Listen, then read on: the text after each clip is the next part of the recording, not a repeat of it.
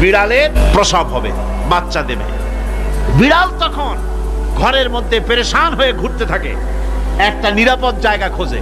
প্রসব করার 2-3 দিন আগের থেকে খুঁজতে থাকে তার জন্য নিরাপদ জায়গা কোনটা। এরপরে খুঁজতে খুঁজতে প্রসবের দিন সে সত্যিকারের ঘরের মধ্যে সবচাইতে কোনাকানা জায়গা যেটা, সেই রকমের একটা নিরাপদ জায়গা সে বেছে নিল। এরপরে বাচ্চা হলো।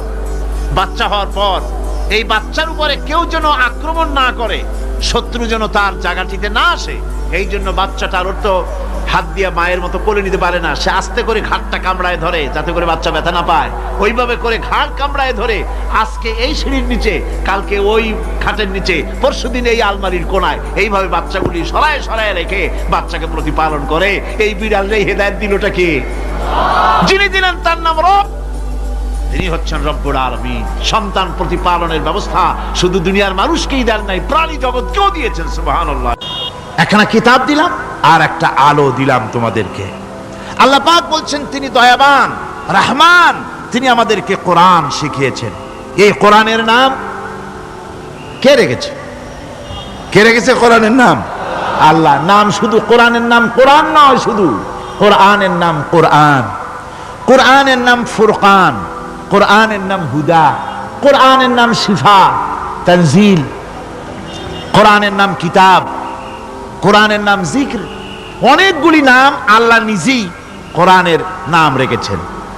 কোরআন এর অর্থ হলো সর্বাধিক পঠিত, সর্বাধিক পঠিতব্য, বহুল পঠিত। কোরআন শরীফ নাজিল হওয়ার আগে এই নাম আল্লাহ পাক দিলেন। আর আজ দেখা গেল পৃথিবীর বুকে কোরআনের চাইতে বেশি পড়া হয়েছে এমন একটা বইয়ের নাম কোন?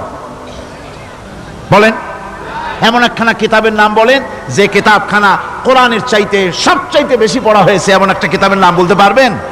পারবেন না। কোরআন সর্বাধিক পঠিত কিতাব। আল্লাহ রাব্বুল আলামিন এই কিতাবকে অবতীর্ণ করেছেন। আলিফ লাম রা কিতাবুন আনজালনাহু ইলাইকা লিতুখরিজান নাসা মিনাজ যুলুমাতি ইলান নূর। আলিফ লাম রা। গোটা পৃথিবীর মানুষের মুখে আল্লাহ রাব্বুল আলামিন তালা লাগিয়ে দিয়েছেন, চ্যালেঞ্জ করেছেন, দুনিয়ার সব বোঝো। কত ভাষাবিদ পৃথিবীতে আছে, আরবি ভাষায় যারা পিএইচডি করেছে, ডিগ্রি করেছে, বড় বড় নাম যারা ভাষাবিদ, তারা বলো, তারা যদি সম্ভব হয় তাহলে তারা বলুক আলিফ লাম রা এর অর্থ কি। আলিফ লাম মিম হা মিম আইন সিন কফ ইয়াসিন তাহা, পারবে কেউ এর অর্থ করতে? ওয়াল্লাহু আ'লামু বিমুরাদি। এর অর্থ কেবলমাত্র আল্লাহ এবং তার বান্দা, যার প্রতি এই কিতাব অবতীর্ণ করা হয়েছে, তিনিই বুঝতে পারেন। আল্লাহ পাক বলছেন কিতাবুন আনজালনাহু ইলাইকা, আমি আপনার প্রতি একখানা কিতাব অবতীর্ণ করেছি। লিতুখরিজান নাসা মিনাজ যুলুমাতি ইলান নূর, একখানা কিতাব দিয়েছি। সুবহানাল্লাহি বিহামদি।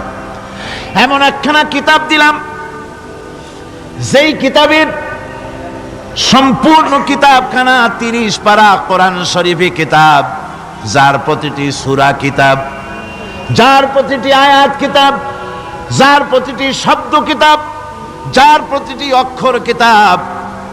এমন বিশাল কিতাব আল্লাহ রাব্বুল আলামিন আজিম কিতাব দান করলেন। আল্লাহ পাক বলেন এই জন্য দান করেছি যাতে করে আপনি মানব মণ্ডলীকে অন্ধকারের ভিতর থেকে আলোর দিকে নিয়ে আসতে পারেন। এই জন্যই এই কোরআন আমি আপনার প্রতি নাজিল করেছি। কোরআনে কারীম আল্লাহ পাক অবতীর্ণ করেছেন মানুষের কাছে, অর্থাৎ রাসূল করিম সাল্লাল্লাহু আলাইহি ওয়াসাল্লামের কাছে। এক সময় এইভাবে নাজিল হয়নি, 30 পারা কোরআন একসাথে আসেনি। এসছে কিভাবে? ধারাবাহিকভাবে, আস্তে আস্তে, একটু একটু করে আল্লাহ পাক অবতীর্ণ করেছেন। এই কোরআন আল্লাহ নাজিল করলেন। তিনি বললেন আর রহমান আল্লামাল কোরআন। রহমান, তিনি কোরআন শিক্ষা দিয়েছেন, এমন কোরআন যে কোরআনে কোনো ভুল নাই। জোরে কোন সুবহানাল্লাহ। দেখেন, যত রকমের বই মানুষে লেখে, বাংলা, ইংরেজি, উর্দু, ফার্সি, যত রকমের ভাষায় হোক, যত বই লেখা হয়, বইয়ের ভূমিকায় গ্রন্থকার তিনি লেখেন এই বই লিখতে গিয়ে ভুল ভ্রান্তি হয়ে যেতে পারে, যদি কারো চোখে ধরা পড়ে জানিয়ে দিলে পরবর্তী সংস্করণে তা পরিশুদ্ধ করতে বাধ্য থাকিব। এরকম কথা বলে না? না, এরকম বলে যে আমি একখান বই লিখছি, এ বইয়ের মতো নির্ভুল বই আর কেউ লিখতে পারে নাই। এমন বাপের বেটার পৃথিবীতে জন্মাইছে কেউ? কেউ জন্মিয়েছে? কেউ জন্ম। এবং বইয়ের সূচনায় কোন গ্রন্থকার নিজের প্রশংসা দিয়ে বই শুরু করে না, বই শুরু করে নিজের দুর্বলতা দিয়ে। বই লিখতে গিয়ে ভুল হতে পারে, ছাপার ভুল হতে পারে, আমার ভুল হতে পারে, এটা সবাই লেখে। এই একখানা কিতাব তামাম পৃথিবীর বুকে অদ্বিতীয় কিতাব। এই কিতাবের রচয়িতা, এই গ্রন্থের অথার, এই মহাগ্রন্থের মালিক, তিনি এই গ্রন্থ শুরু করেছেন নিজের প্রশংসা দিয়া। জোরে বলেন সুবহানাল্লাহ। কোরআন কভার খোলা মাত্রই গ্রন্থকারের প্রশংসা শুরু হয়ে গেল। আলহামদুলিল্লাহি রাব্বিল আলামিন। পড়েন সবাই, আলহামদুলিল্লাহি রাব্বিল আলামিন। সমস্ত প্রশংসা, যাবতীয় প্রশংসা ওই আল্লাহ সুবহানাহু ওয়া তাআলার, যিনি तमाम বিশ্বজাহানের যিনি স্রষ্টা, পালনেওয়ালা রব। সুতরাং তার প্রশংসা দিয়ে শুরু হলো। বইয়ের অথার যিনি, কিতাবের অথার যিনি, গ্রন্থের মালিক যিনি, তার নিজের প্রশংসা দিয়ে বই শুরু হয়ে গেল। সামনে এগোলেন, এবার কিতাব সম্পর্কে চিন্তা আসতে পারে ভুল টুল আছে নাকি। কিতাব খোলা মাত্রই প্রশংসার পরে দেখতে পাবেন যালিকাল কিতাবু লা রাইবা ফীহি। এই কিতাবের ভিতরে, এই সেই কিতাব যার ভিতরে কোনো ভুল নাই, কোনো সন্দেহের অবকাশ নাই। বিরাট চ্যালেঞ্জ আল্লাহ পাক করেছেন। পৃথিবীতে আল্লাহকে অস্বীকার করেছে এমন বহু পাপিষ্ঠ নরাধম নরপশু মানুষ মানব সমাজে জন্মায়েছে যারা আল্লাহকে অস্বীকার করেছে। আছে না? আছে না? কিন্তু এ কথা কেউ আজও বলেনি যে কোরআন শরীফ মানুষের তৈরি। এ কথা বলে কেউ প্রমাণ দিতে পারেনি, একথা বলার সাহসও কেউ রাখে না। তার কারণ, কেউ যদি বলে যে কোরআন মানুষের তৈরি, তাহলে তাকে বলা হবে যে তাহলে মানুষের তৈরি যখন, তুমিও তো মানুষ, একখানা তৈরি করো। আজ পর্যন্ত এই চ্যালেঞ্জের মোকাবেলা কেউ করতে পারেনি। আল্লাহ রাব্বুল আলামিন বলেন, আমি ইয়াকুলুনা ইফতারাহু কুল ফাআতু বিসূরাতিন মিন মিসলিহি ওয়াদউ মান ইসতাতা'তুম মিন দুনিল্লাহি ইন কুনতুম সাদিকিন। ও নবী, ওরা কি কথা বলে যে কোরআন মানুষের বানানো? যদি তাই হয়, আপনি বলুন যে তোমরা তোমাদের যত রকমের সাহায্যকারী আছে সমস্ত সাহায্যকারীদের সাথে নাও আর কোরআনের সূরার মতো করে সূরা বানাও। এরপরে আল্লাহ রাব্বুল আলামিন আবার চ্যালেঞ্জ করলেন, কুল ইন ইসতামা'তিল ইনসু ওয়াল জিন্নু আইয়াতু বিমিসলি হাযাল কুরআন। আপনি বলুন, तमाम পৃথিবীর মানুষ আর জেনেরা সব একত্রিত হয়ে যাও, সবাই একত্রিত হয়ে কোরআনে কারীমের সূরার মতো করে সূরা বানায় নিয়ে আসো যদি তোমাদের পক্ষে সম্ভব হয়। আল্লাহ পাক বলেন, লা ইয়াতুনা বিমিসলিহি ওয়ালাউ কানা বা'দুহুম লিবা'দিন যাহিরা।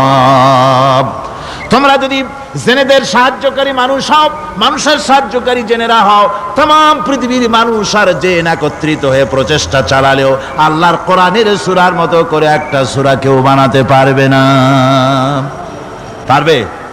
পেরেছে কেউ? আজও পর্যন্ত কেউ কোরআনে কারীমের সূরার মতো করে একটা সূরা কেউ এই পৃথিবীতে বানাতে পারেনি, কারো পক্ষে এটা সম্ভব হয়নি।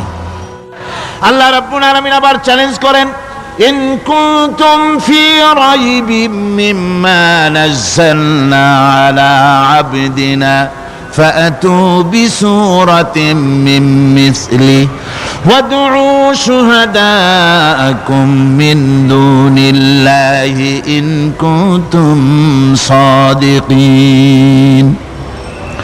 আমি আমার বান্দার উপরে যে কিতাব অবতীর্ণ করেছি এর ভিতরে সন্দেহ আছে বলে যদি মনে করো এর ভিতরে সন্দেহ আছে মানুষের বানানো, এমনটি যদি সন্দেহ হয়, তাহলে কোরআনের সূরার মতো করে একটা সূরা বানাও, ছোট্ট একটি সূরা বানাও। ফাতু বিসূরাতিন, সূরা আলে ইমরানের মতো না, সূরা আরাফের মতো না, সূরা মায়েদার মতো না। ফাতু বিসূরাতিন, ছোট্ট একটি সূরার মতো করে একটা সূরা বানাও। কিয়ামত হয়ে যাবে, মানুষ কোরআনে কারীমের মতো একটি ছোট্ট সূরাও বানাইতে পারবে না। সুবহানাল্লাহ পড়ে। আমার ভাইয়েরা, এই কোরআন আল্লাহ রব্বুল আলামিনের পক্ষ থেকে নাজিল হলো। কোরআন মানুষের চিরটা কাল ধরে, আবহমান কাল ধরে মানুষের মনকে আকৃষ্ট করেছে। কোরআনে কারীমের এর ভাষা, এর লালিত্য, এর মাধুর্য, এর রচনা শৈলী এবং এর গতিময় ছন্দ, এর শব্দ বিন্যাস মানুষকে মুগ্ধ করেছে চিরকাল ধরে। আল্লাহর নবী বলেন, এ কোরআন যখন আমি তেলাওয়াত করতেছিলাম একটা রাত্রে, যে রাতে আমার তেলাওয়াতের সামনে ছিল জেনেরা যখন আমার কাছ থেকে তেলাওয়াত শুনল, ইসসামিআতু হাত্তা ক্বালু ইন্না সামি'না কুরআনান আজাবা। আমার মুখ থেকে যারা যখন তেলাওয়াত শুনল, জেনেরা তখন এ কথা না বলে পারে নাই, আমরা এক আশ্চর্য ধরনের কিতাব শুনেছি। জোরে বলেন সুবহানাল্লাহ। ইন্না সামি'না কুরআনান আজাবা, এক আশ্চর্য ধরনের কোরআন শুনেছি।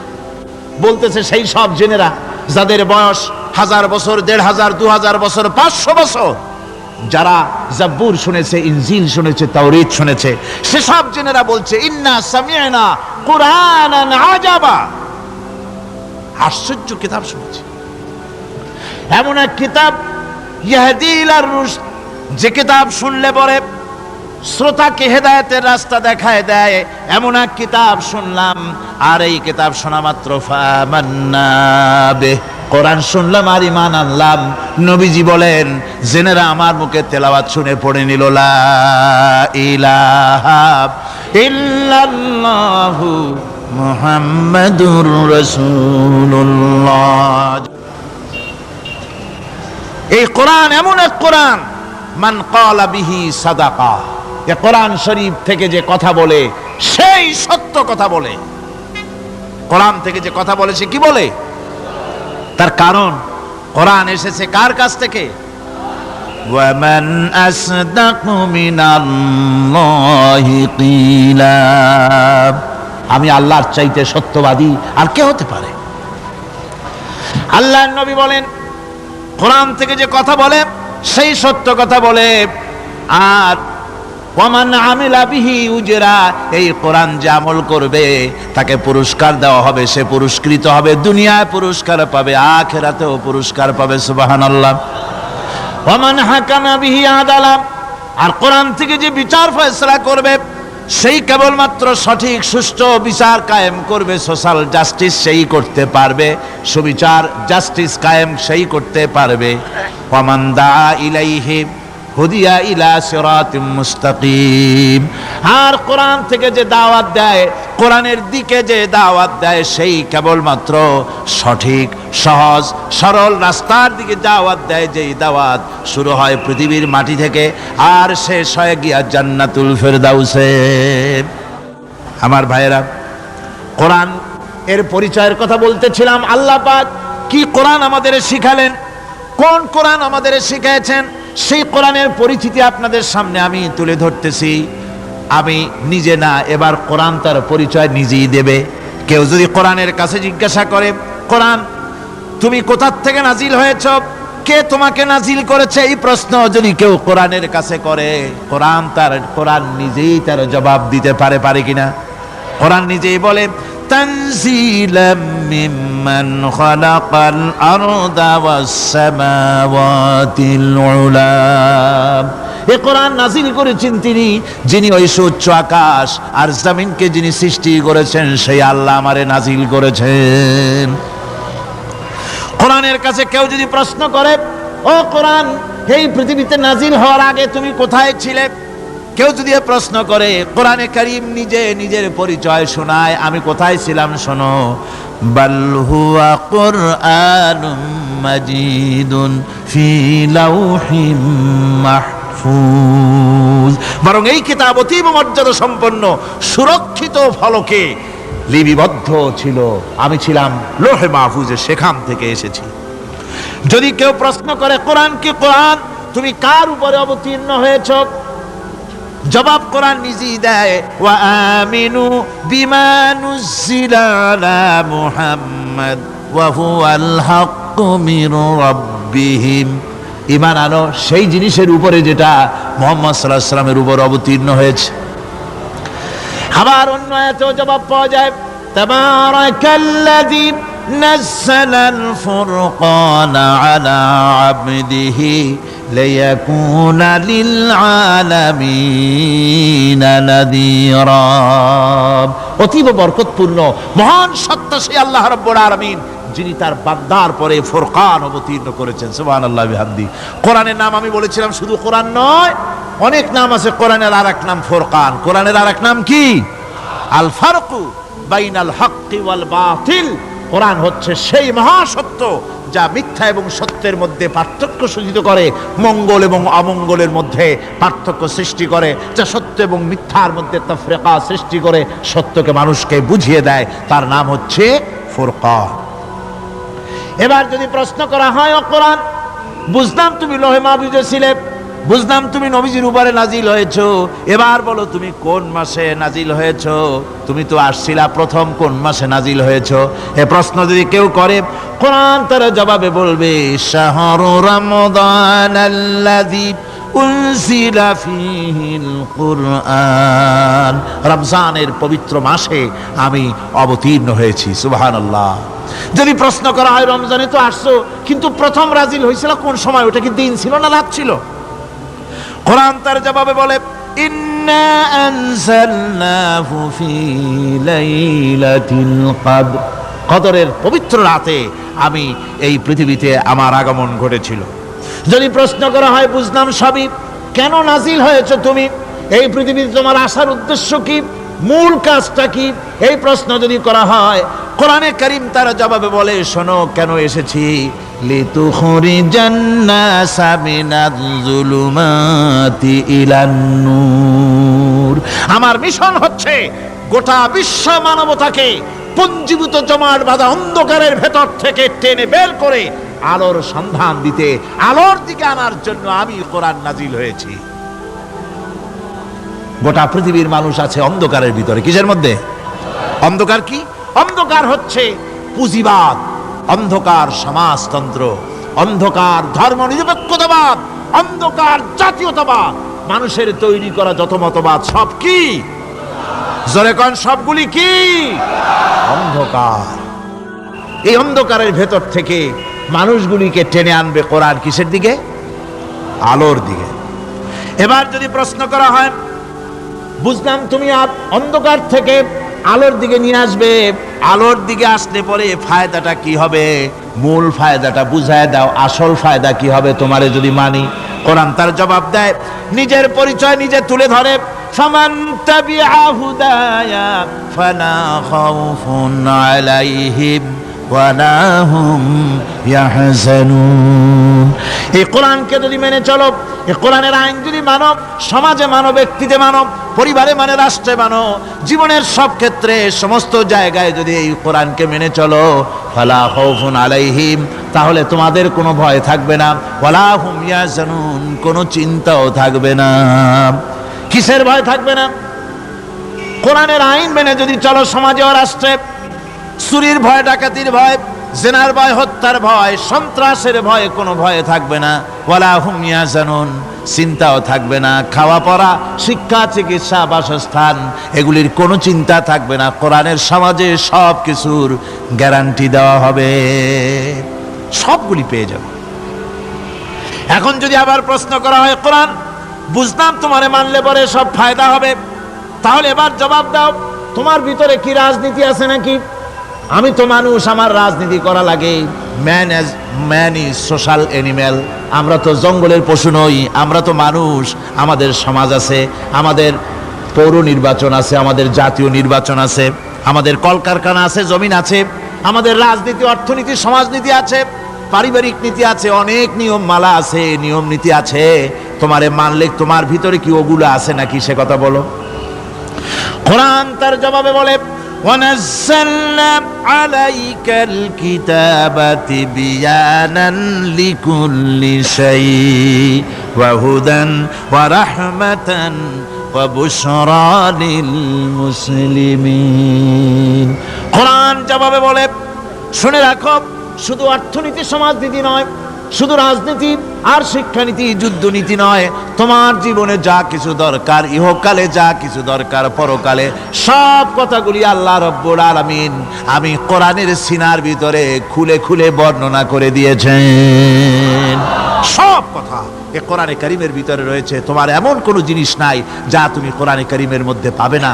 তোমার সমস্ত প্রয়োজন আমার বুকের মধ্যে আল্লাহ দিয়ে দিয়েছেন। বিজ্ঞান আছে, দর্শন আছে, ইতিহাস আছে, সব আছে এর মধ্যে।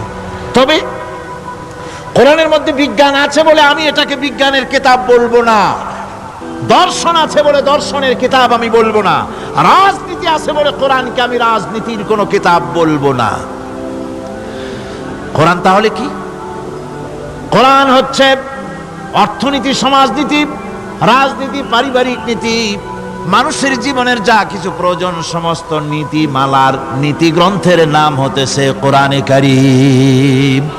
সমস্ত নীতিমালার নীতি গ্রন্থ কোরআন। এখানে রয়েছে সব কিছুর উৎস, যেটা গ্রহণ করলে পরে মানুষ আরামে থাকতে পারবে। অমুসলিম নাগরিক বৃন্দ তাদের নাগরিক মর্যাদা পাবে। মুসলমান, কৃষক, নারী, চিকিৎসা, কৃষিবিদ, সাধারণ মানুষ, রং, বর্ণ, ভাষা নির্বিশেষে গোটা মানব সভ্যতা আরামে বাস করতে পারবে। পশু পাখিও আরামে থাকবে, গাছপালাও আরামে থাকবে, যেহেতু নির্দেশ হয়েছে বিনা প্রয়োজনে গাছের পাতাটিও ছিল না। ইসলামের সমাজ যদি চালু হয়, গাছেরাও আরাম পাবে, পাহাড়ও আরাম পাবে। চট্টগ্রামের লোকেরা যেভাবে পাহাড় কাটা আরম্ভ করেছে, এটা বড় দুঃখজনক।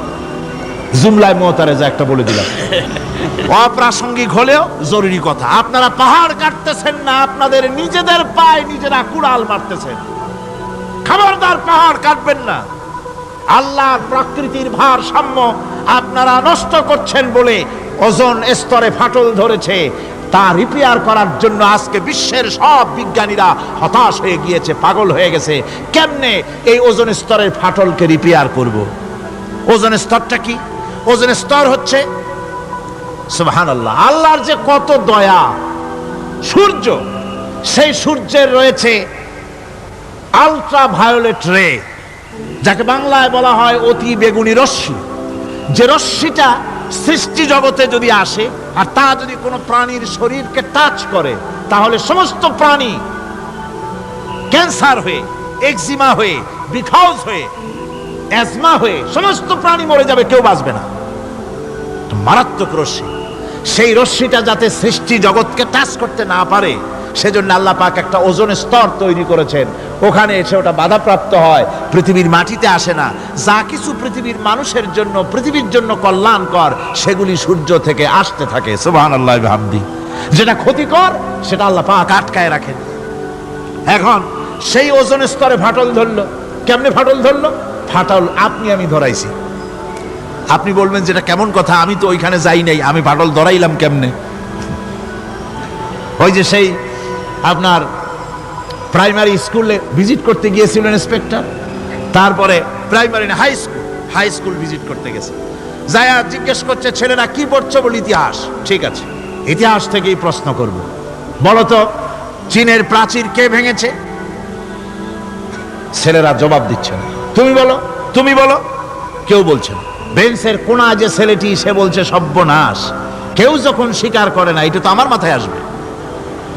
সব শেষ ইন্সপেক্টর তাকে বলছে তুমি বলো তো কে ভেঙেছে চীনের প্রাচীর? কয় স্যার, গ্রামে আমার দুষ্টমির যথেষ্ট বদনাম আছে, কিন্তু চীনের প্রাচীর ভাঙার মতো দুষ্কর্ম আমি করি নাই। ইন্সপেক্টর খুব রেগে গেলেন, মাস্টারের দিকে তাকালেন, এই বুঝি আপনার ইতিহাস পড়ানো?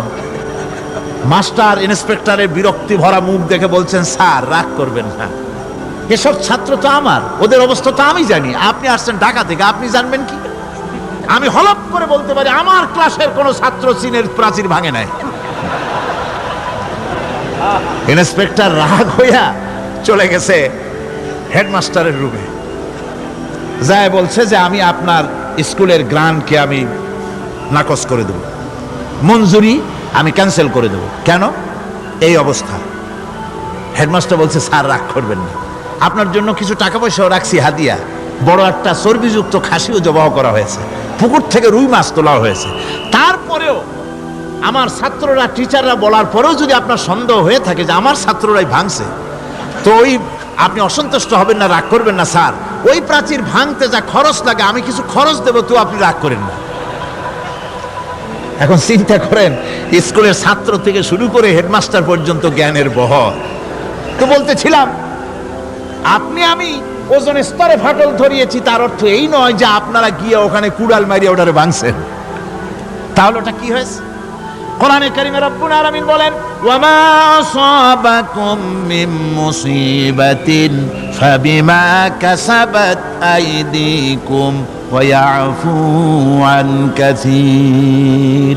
যত বিপদ তোমাদের উপর আরোপিত হয়, সমস্ত বিপদ তোমাদের দুই হাতের কামাই করা। কে বলছেন? আল্লাহ পাক। ওজনের স্তরে ফাটল ধরেছে, এটা বিপদ, বিশ্বের সমস্ত মানব সভ্যতা সৃষ্টি জগতের জন্য বিপদ। এই বিপদের জন্য দায়ী পৃথিবীর মানুষ। কিরকম? সেটা হচ্ছে গাড়ির পেছন থেকে যে কালো ধোঁয়া বের হয়, কল কারখানার চিমনি থেকে যে কালো ধোঁয়া বের হয়, এই কালো ধোঁয়াগুলি, তারপরে সমস্ত কেমিক্যাল উইপেন সেগুলি যে টেস্ট করা হয়, তার রিয়াকশন ইত্যাদি, এই কালো ধোঁয়া এবং সমস্ত মারণাস্ত্রগুলি এক্সপেরিমেন্ট করার সমস্ত এই রিয়াকশনগুলি সবগুলি গিয়ে ওই ওজোন স্তরে ফাটল ধরিয়ে দিয়েছে। আস্তে করে পাতলা হয়ে এটা ফেটে গিয়েছে, অতি বেগুনি রশ্মি আসা শুরু করেছে। এটাকে বন্ধ করার জন্য বিজ্ঞানীরা আজ মরিয়া হয়ে গিয়েছে। ইনশাআল্লাহ আল্লাহ পাক তার বিজ্ঞানীদের মানুষের মাথায় বুদ্ধি এনে দিবেন, রিপেয়ারও হয়ে যাবে ইনশাআল্লাহ। সবাই বলেন ইনশাআল্লাহ। তাহলে বললাম কেন এ কথাটা? এই জন্য বললাম যে কোরআনে কারীমের মধ্যে আল্লাহ রাব্বুল আলামিন সব কথা বলে দিয়েছেন, কোনো কথা বাদ রাখেন নাই। পাহাড়গুলি ভেঙে আমরা ক্ষতি করতেছি, গাছগুলি কেটে আমরা ক্ষতি করতেছি, প্রকৃতির ভারসাম্য নষ্ট করে দিচ্ছি, ফলে সমুদ্রের পানি স্ফীত হচ্ছে, ভূমিকম্প বাড়তেছে, ঘূর্ণিঝড় হচ্ছে, টর্নেডো হচ্ছে, পৃথিবী বিধ্বস্ত হয়ে যাচ্ছে, ক্লাইমেটের পরিবর্তন আসছে। আজকে পৌষ মাস, এটা কি মাস? কত তারিখ? দেখেন বাংলা ভাষাকে কত মহব্বত করি।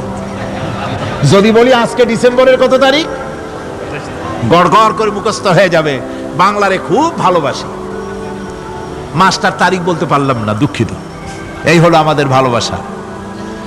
আজকে পৌষ মাসের অর্ধেকও শেষ হয়ে যাচ্ছে, অথচ মনে হচ্ছে শীত যেন তার শ্বশুর বাড়ি বেড়াতে গেছে। এই যে অবস্থা, এই অবস্থা শুধু বাংলাদেশে নয়, গোটা পৃথিবীতে ক্লাইমেটের একটা বিরাট পরিবর্তন আসতেছে, একটা বড় রকমের পরিবর্তন আসতেছে। এর কারণ হচ্ছে এই পৃথিবীর মানুষেরা নিজেরাই প্রকৃতির ভারসাম্যকে নষ্ট করে দিয়েছে। এই ভারসাম্য নষ্ট হওয়ার কারণে আবহাওয়ার পরিবর্তন হচ্ছে, সামুদ্রিক জলোচ্ছ্বাস বাড়তেছে, ভূমিকম্প, আগ্নেয়গিরি ইত্যাদি হচ্ছে এবং পৃথিবীর মানুষ বিধ্বস্ত হচ্ছে। বলতেছিলাম এই কোরআনে কারীমের মধ্যে আল্লাহ পাক সব কথা বলে রেখেছেন। যদি জানতাম, বুঝতাম, তাহলে এই অবস্থার সৃষ্টি হতো না।